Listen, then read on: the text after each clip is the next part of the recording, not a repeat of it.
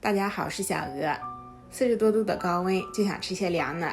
今天分享一道街头超火的夏日小吃，超简单，5分钟就搞定。首先准备100克豌豆淀粉，加入40克粘米粉，再用同样的碗量5碗清水，5碗清水的重量是750毫升。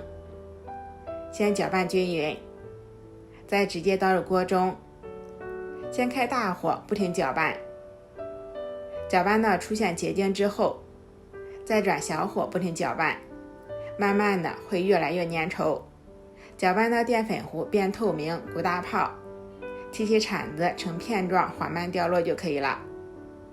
再提前准备一盆冰水，准备一个带孔的蒸屉，放上淀粉糊，用铲子按压，这样就会掉下来一颗一颗的淀粉颗粒，看着像鱼也像虾，所以说这种特色小吃又叫做凉鱼、凉虾或娃娃鱼。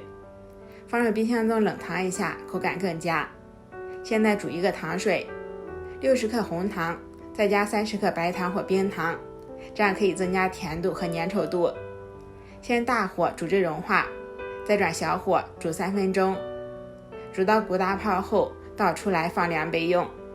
一次可以多做一些，放入冰箱冷藏备用。冷藏过之后会变得粘稠一些。做好的凉虾吃法比较多，可以吃甜的，也可以吃咸的。咸的就像凉拌菜一样，加入蒜末、生抽、陈醋、辣椒油，简单的拌一下就可以。爱吃甜的呢，就直接淋上红糖水就可以了。还可以再加上自己喜欢吃的果干，搅拌均匀就可以开吃啦。还可以再多加些冰水，用吸管吸着喝，这样的一杯街头要卖5块钱，自己在家做2块钱可以做一大锅。